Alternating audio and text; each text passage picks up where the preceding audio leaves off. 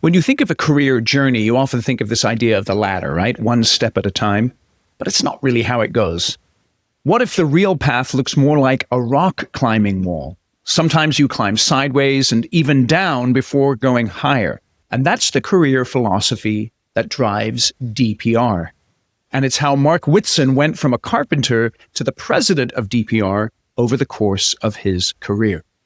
In today's episode, Mark shares how embracing the rock climbing wall mindset transformed his journey, why DPR rejects the idea of hierarchy in favor of shared leadership, and how construction leaders can use this approach to develop and keep top talent for decades. If you're tired of the ladder and you're ready to embrace the rock climbing wall, this conversation will change the way you think about the growth of your people and your business. Let's dive right in. This is Eric Anderton, and you're listening to Construction Genius, a leadership masterclass. Thomas Edison said that genius is 1% inspiration and 99% perspiration. If you're a construction leader, you know all about the perspiration, and this show is all about the 1% inspiration that you can add to your hard work to help you to improve your leadership.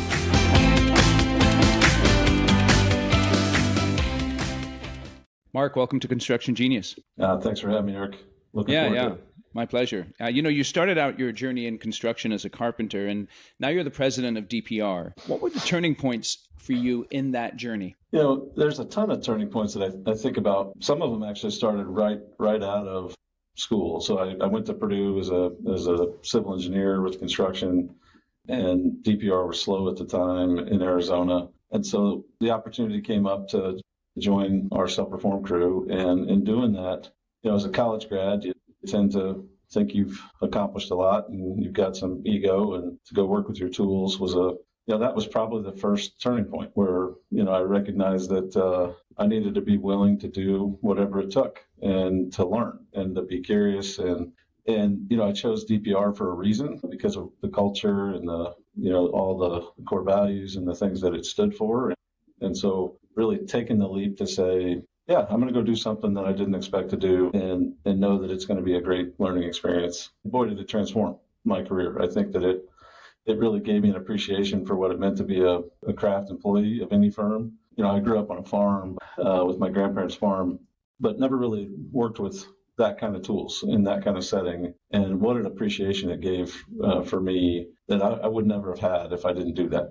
I know DPR is well known in the industry as a company that's driven by culture. It's something that's always been emphasized from the very beginnings when they started the company in the Bay Area. A lot of companies talk about culture and, everyone has their values on their website and all that kind of stuff.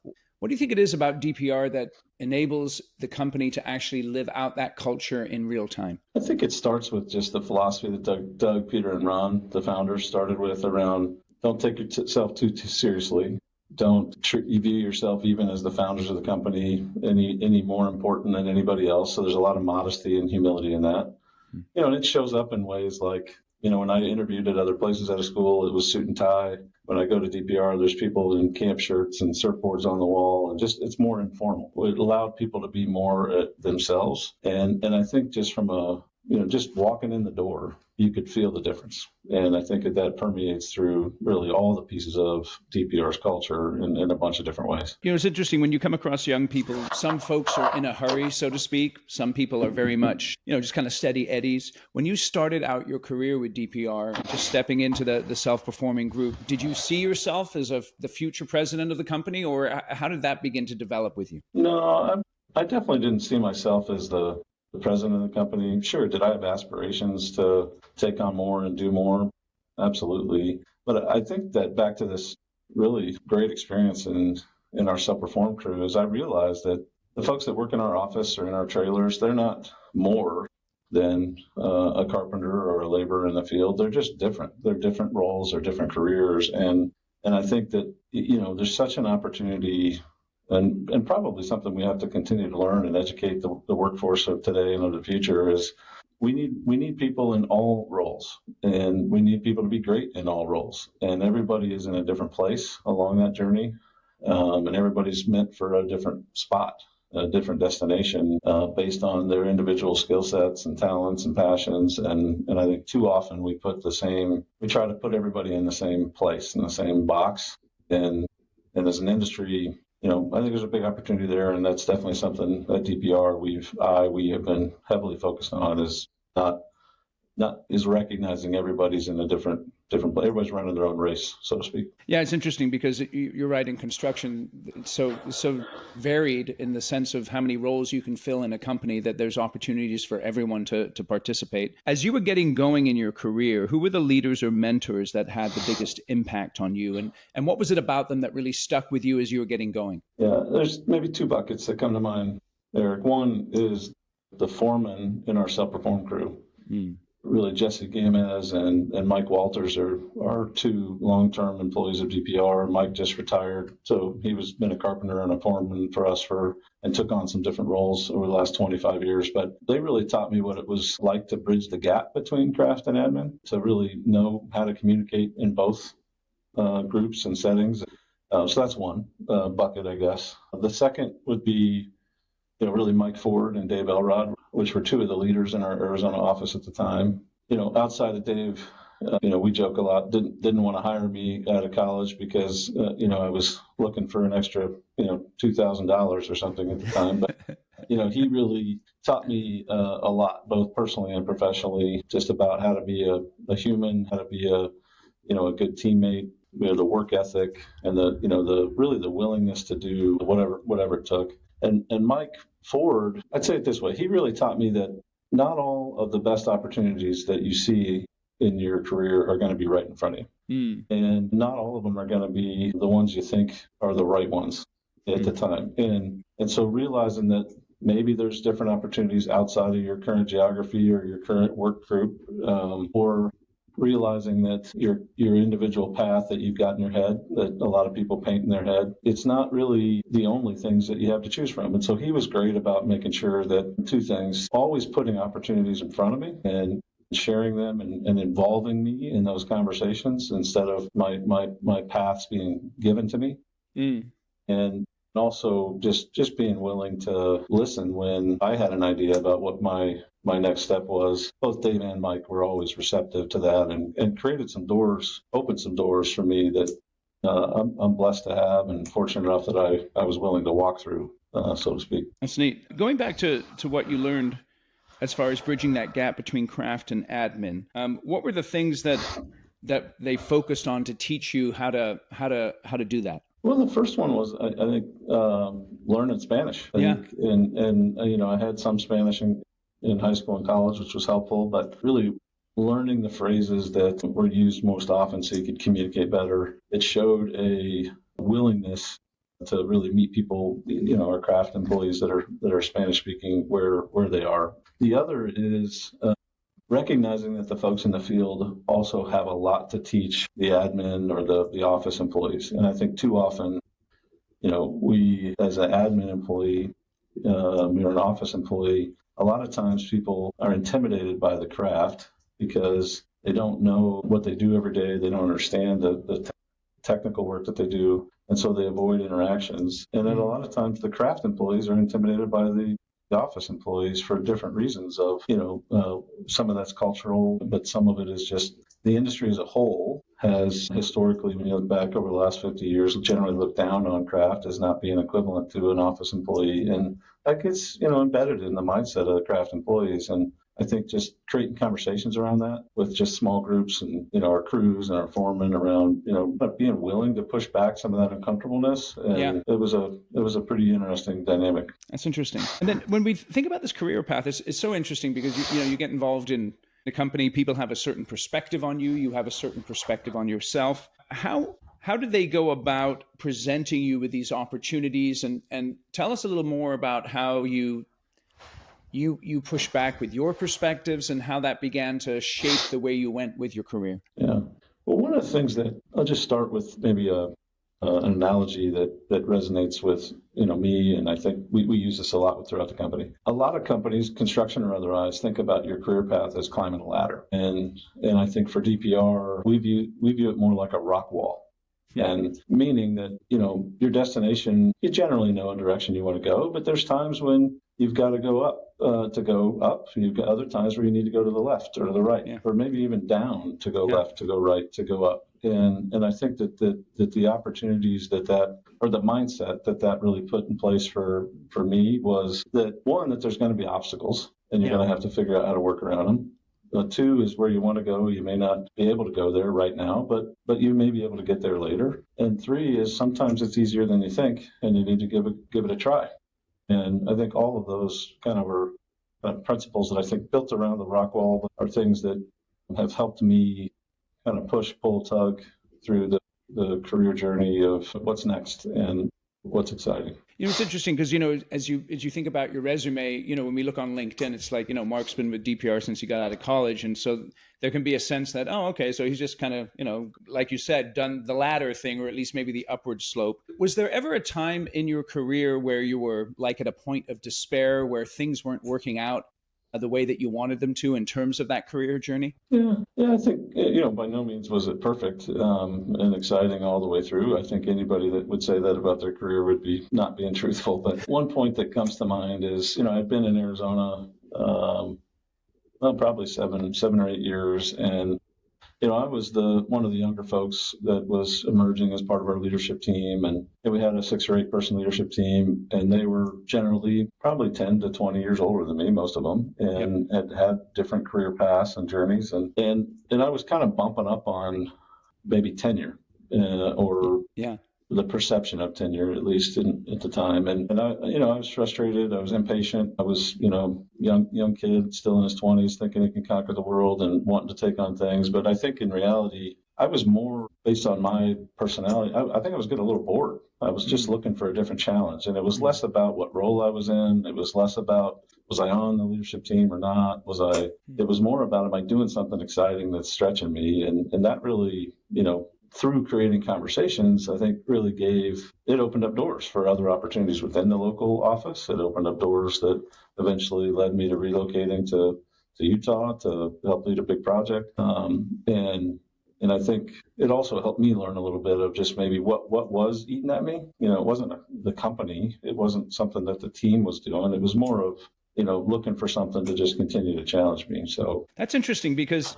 sometimes from another person's perspective, you might be perceiving someone as having a bad attitude or in some way not performing at the highest level, when it can be simply boredom and they do need that new challenge. It's interesting to think through that, huh? Yeah, well, I think we underestimate, again, as an industry, we're definitely, continuing to learn and strengthen this muscle, so to speak, at DPR, is just having more conversations with people that are one-on-one and not assuming that, whether it's a performance issue or whether it's an unhappiness issue. There's a ton of things that person's, mentality at the time can be based on, both personal, mental health, boredom, or frustration, like just, bad manager, whatever. I think it's just realizing there's more than one answer, and don't assume you know what the answer is. It's interesting, as I've worked with many construction companies over the years, one of the biggest challenges they have is in retaining talented people, because of the nature of their business, they only have so many seats available. You were talking about bumping up on tenure there. What impact has DPR's ability to keep top people? What impact has that had on the strategic direction of the company in terms of opening up new opportunities for leaders through opening up new geographies and those types of decisions, or new markets that you go after? Yeah. Well, it's, a lot of companies probably view it as you have an opportunity, so you got to find the people to fill that opportunity. Mm-hmm. I think that DPR has kind of a blend of that, but maybe even more so focused on, and we've got great people that want to take advantage of an opportunity. So what can we go do? And what can we do that is going to either grow the business? And too often people think of growing the business as strictly a geographic or revenue growth. For us, it's doing more with less. It's more vertical integration across the construction life cycle. And there's the constant need for opportunities for people.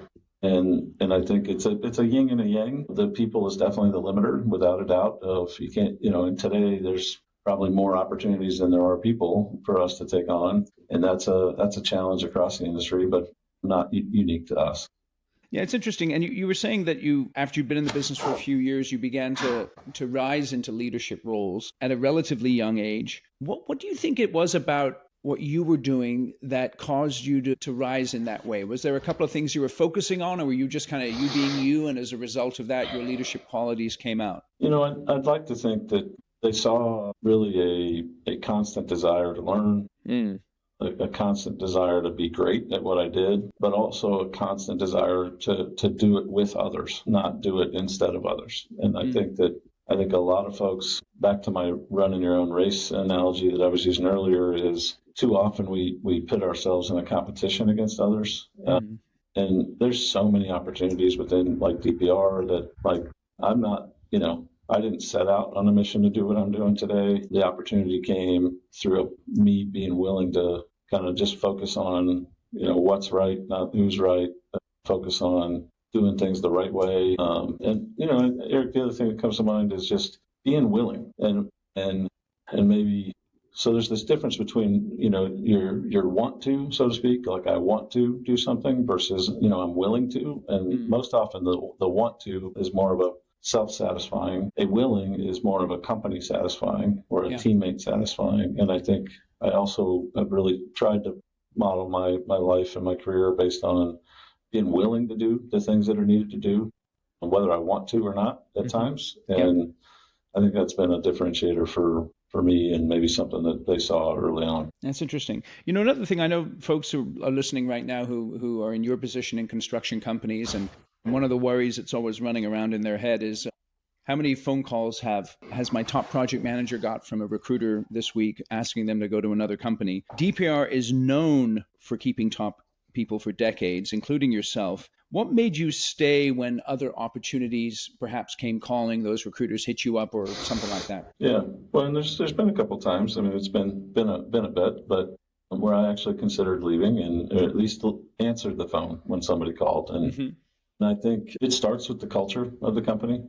I think as you start to really compare DPR to other places, there's a different philosophy around shared leadership. There's a different versus hierarchical leadership. There's a different philosophy around doing things in teams versus a single person that other firms typically do. There's a camaraderie and a kind of just a mindset around what we use the phrase one DPR. And that is, I think when it came down to it, I realized that the grass isn't greener on the other side. Yeah. And I think, most people that leave DPR, to be honest, at least senior leaders or mid and up and comers, they leave to go start their own thing. Yeah. I know a few of those guys.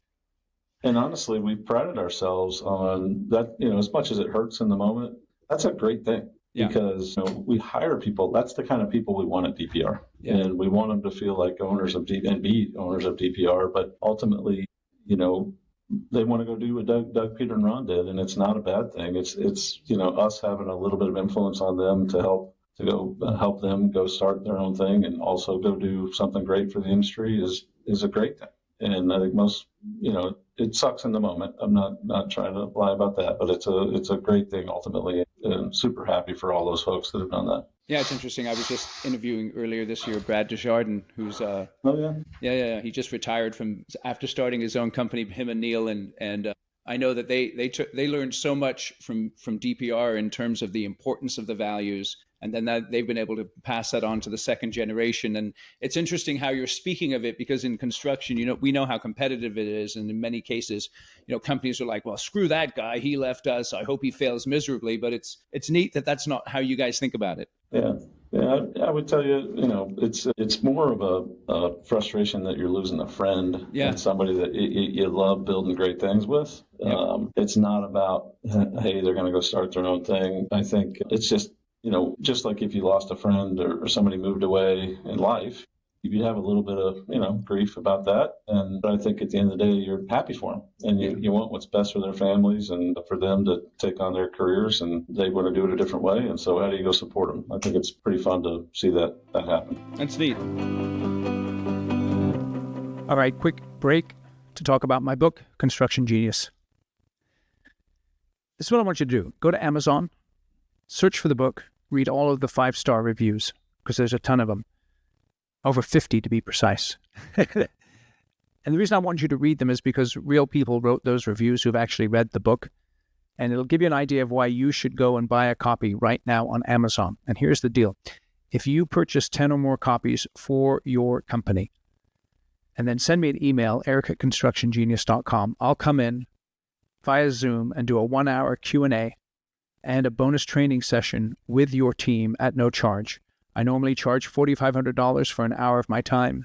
And again, for you, I'll do it at no charge if you buy 10 or more copies of my book. And the reason you should buy it is all in the title. It's effective, hands-on, practical, simple, no BS, leadership, strategy, sales, and marketing advice for construction companies. So if you're in the construction industry, this book is for you. So you can get it on Amazon. You can also get it on Audible in the audio version as well, narrated by yours truly. And I know you'll really enjoy it. So go out and get the book. And now back to the interview. So I know, Doug, Peter, and Ron, they did a lot of work at the beginning of the business in terms of clarifying their values, the vision for the company, and all those kinds of things. One of the most difficult things for companies to do is for that vision and those values and that focus to pass on from generation to generation. Mm-hmm. You guys are kind of in the sort of the second to third generation of the company. What are your plans for making sure that DPR is able to achieve its visions and its values on the long term? Yeah, great question. It's one of those things that I think starts with, Jim Collins has got a big influence on us in our history, but kind of the first who, then what. And yes. I think we spend a lot of time, and probably sometimes too much time, identifying and working through who are the right people to bring into the company. So that's where it starts. And I think there's the 4 core values that we have: integrity, enjoyment, uniqueness, and ever forward. A lot of those are just, can be ingrained in people, especially the integrity part and the enjoyment part. And if we do a good job finding the right who to start, that helps. Yeah. First of all. But the others are, we talk about it a lot, right? We not just, put the words on the wall and never talk about it. But even a couple of years ago, we did what we called a culture con, where myself and George and several of our folks from the leadership team, we hit every office in the matter of about 8 weeks, 12 weeks, all craft and admin employees. We had culture con conversations about our culture and about our connection, right? Yep. And the power of connection. And especially coming out of COVID, we were worried about that. We hired probably 800 people, admin, and probably another 600 craft through COVID. And onboarding was different. The experience was different. And so, we had, all hands conversations in all those offices that really gave, I think, a good glimpse of what it meant, and really also gave us an opportunity to put the onus on the employees. Because I think one of the biggest factors on when culture doesn't translate from one generation to the next in the same way is because it's too much reliant on one individual. Yes. Or a few individuals. And we believe that everybody owns it. And I think when you build that mentality in from onboarding, I think that's at least a couple examples of some things that really, gives us confidence on where we're going in the future. Well, it's interesting because you guys started out with 3 partners. And so that instills right in there that it's not just one guy who's running it, because that's one of the failings of a lot of construction companies is it's because of one guy, and then the one guy goes away and then the company goes away. Yeah. A great story there, Eric, that you may know or others may have known, but I don't remember. It was probably 12 years ago. Doug was awarded the CEO of the Year award in the Bay Area. And Doug refused to go accept the award without Ron and Peter there with him. And he said it was an award for the 3 of them, not for a single individual. And just shows you the philosophy and mindset that I think is kind of permeates through the company. Yeah, it's interesting because it's so fundamental to construction, because everybody knows that you can't build a construction project by yourself. So if you have that collective mindset going in, then it can be tremendously helpful as far as perpetuating the company over the long term. Yeah, without a doubt. So as you're building people through the organization, and this can be one of the failings that people have in terms of career development, is how do you give someone a stretch opportunity without setting them up to fail? Yeah. First off, it comes with a lot of conversation around what is the opportunity, what's the criteria for success. I think too often people put in their own examples of what success or failures looks like instead of aligning on it. And sometimes we're just asking people to learn, right? And it's less about whether you're delivering more money or a project. It's more about taking on an opportunity that grows a muscle that they didn't have before. And I think sometimes the scorecard, maybe is another way to say what I'm describing, is sometimes the scorecard is not clear. And I think having a scorecard that's clear, that's not solely about wins and losses in the way that people traditionally view, I think is a big piece of that. I think the second is having enough connectivity with their coach, their internal coach around, when do I pull the ripcord? Who can I just be a sounding board for? And I think our shared leadership and our philosophy of really focused on, better together, the mindset of, we're not gonna build, you said it, build projects by ourselves. We're not gonna lead an initiative by ourselves. We may be ultimately accountable for things, but we do things in teams, and realizing that you're not alone and giving people that comfort that you're not alone, I think is another piece that's helped. It's interesting. One of your core values is integrity. And one of the complaints that I hear from a lot of construction companies is we have integrity, but the owner doesn't, or our subs don't. And the pain level of a project magnifies because of the lack of integrity from other folks. How do you guys handle filtering out who you do business with in terms of matching up your values with theirs, whether it be a supplier, an owner, another subcontractor, a partner in some way? Yeah, I think it starts with you got to operate with integrity internally first. Mm-hmm. And I think, it's probably been maybe 12 years. We started a class, an internal training session that was called Character Matters. And Sam Reed, who's a consultant and long-term partner, former employee of DPR that left to go start his own thing, helped us put this together where, we embedded a ton of examples in that training session and work session around kind of the tough things around where's the line of integrity, what's a breach of integrity, what's too much, what's not enough, et cetera. And I think, so that's one thing that I think is, talking about it, I guess is what I'm trying to say. Yep. And giving people the examples to say, if a subcontractor did X or an owner does Y, how do you handle that? And what do you do? So I think that's just a fundamental piece. The other is, I think, empowerment for folks. I think a lot of companies, and we probably have at times too, where we feel like if we don't get this one project that the company's going to fail. Yeah, right. Or a business unit's going to fail. Or if I don't get this certain trade contractor, the project's going to fail. And I think having enough confidence to know that we don't do a project with an owner that is not operating with integrity, because if they're not going to operate with integrity, that means our team is going to have a miserable experience. Yeah. And our culture doesn't really support it. And I think just this confidence of empowerment to say no, just to walk away. That's a learned muscle too, where I think especially folks that come mid-career from another company that didn't operate that way, that's tough because they had a different scorecard over there, right? And so you got to constantly be talking about it. Yeah, I like that. I think that idea of confidence comes from both the quality of the work you do and the relationships that you build with people, because if you're doing good work and you're good people, then you're going to have opportunities coming in the door, and you have the power then to walk away from an opportunity that's not a fit for the business. Yeah, no doubt. Think about the last time you promoted someone into a leadership role and it failed. Why did it fail? I can tell you one reason. People know how to build projects, but they don't know how to build and lead teams of people. Construction comes with its challenges that only insiders truly understand. Generic leadership training doesn't cut it. You need a program to train your leaders built specifically for construction professionals led by an industry expert. And my online course, The Shift, is exactly that course. It has 5 modules. It'll teach your people how to control their calendars and reduce stress and embrace chaos and accomplish their critical tasks. It will teach them the 3 essential messages they have to communicate every day in order to motivate and lead their team effectively. It'll show them how to build and lead a high-performing team, give them a framework for running effective meetings so they'll be able to solve problems in less than an hour, and also give them a higher perspective on their leadership that will enable them to work on the business and on their teams and not get stuck in the weeds micromanaging. So go out to my website, theshift.constructiongenius.com, read all about the course, and then enroll yourself and your leaders in the course, and I guarantee that it will transform your leadership If it does not, you take the whole course and you didn't get benefit from it, you just send me an email, eric@constructiongenius.com, and I will cheerfully refund you 100% of your money. I'm really confident this course will transform your leadership. So again, go out to the website, theshift.constructiongenius.com, learn more about the course, and start taking it today.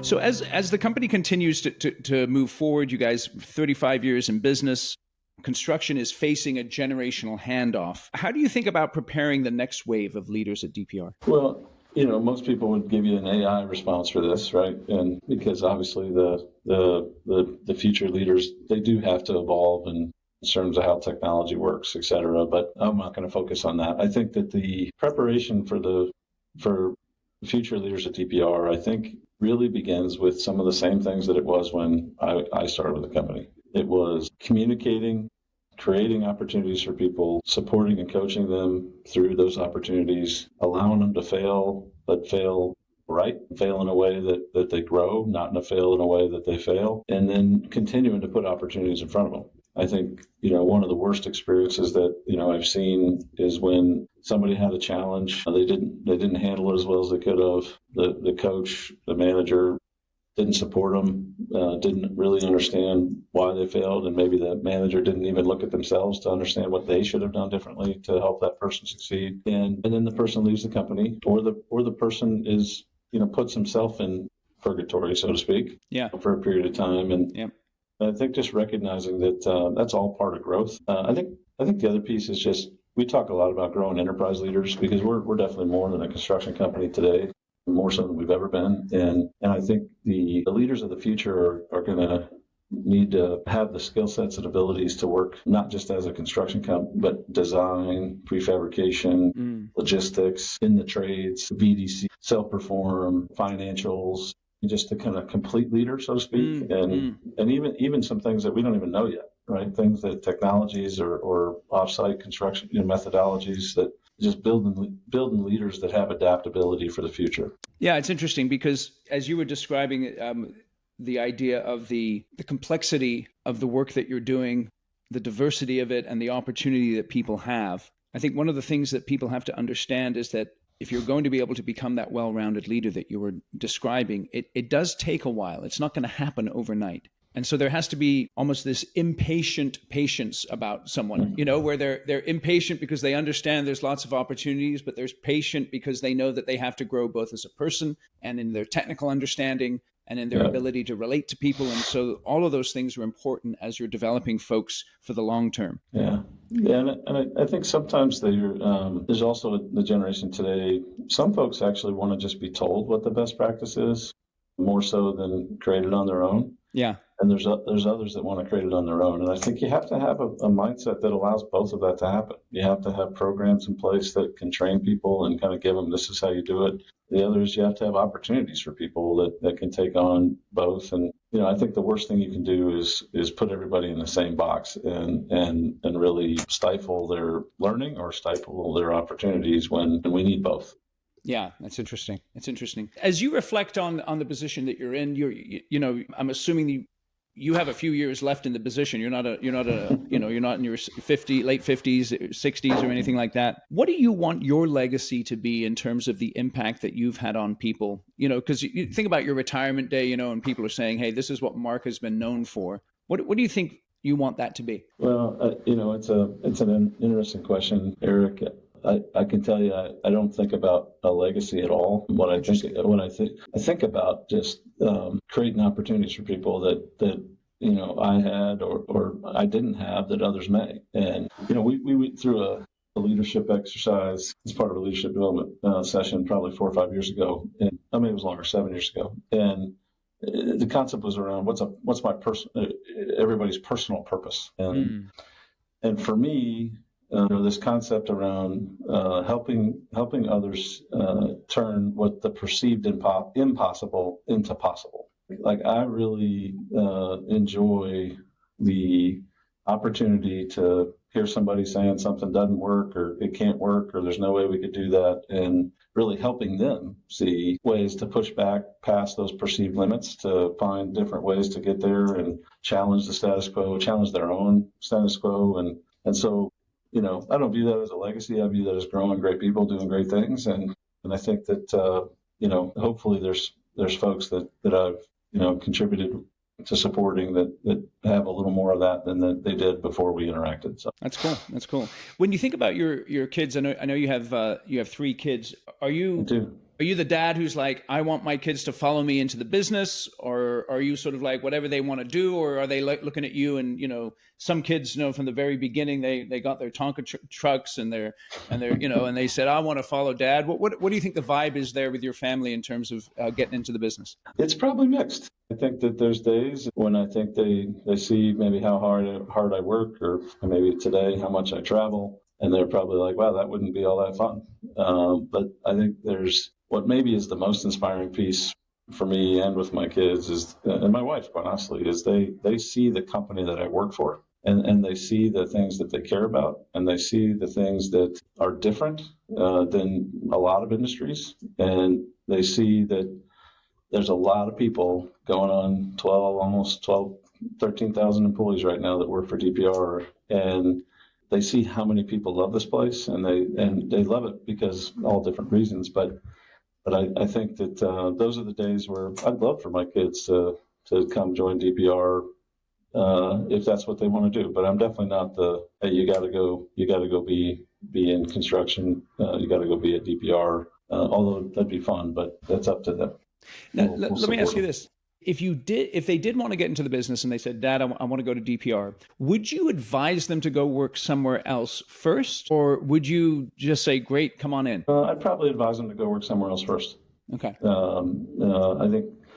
I think I'll say it this way. I appreciate DPR in a whole nother light, I think, than I would if I didn't start here. And I say that, a lot of the people that we hire mid-career or senior career, they come in and they get a little surprised when people at DPR are maybe frustrated about a thing, or maybe not seeing it the same way that we want them to see it, so to speak. And they're like, wow, they have no idea. You think of bureaucracy, or you think of micromanaging, and it's like people that come from other firms, but most often, not always, most often are like, y'all have no idea how bureaucracy is. And I think that seeing some of that stuff from other places first, I think would be a good experience for people, for my kids or otherwise. Yeah, that's interesting. I think that's a wise answer there. If one of our listeners, I know that, people will be listening to this and they'll be thinking DPR, you guys have a reputation, you have a legacy that's well earned. If they want to build a culture where people stay and grow for decades like they've done at DPR, what do you think are a couple of things that they should really focus on in order to begin to get on that path? I think whatever the backbone of the culture is, I say, do what you say. I guess I would frame it that way. I think creating an environment where people are empowered, people know that they can use their voice.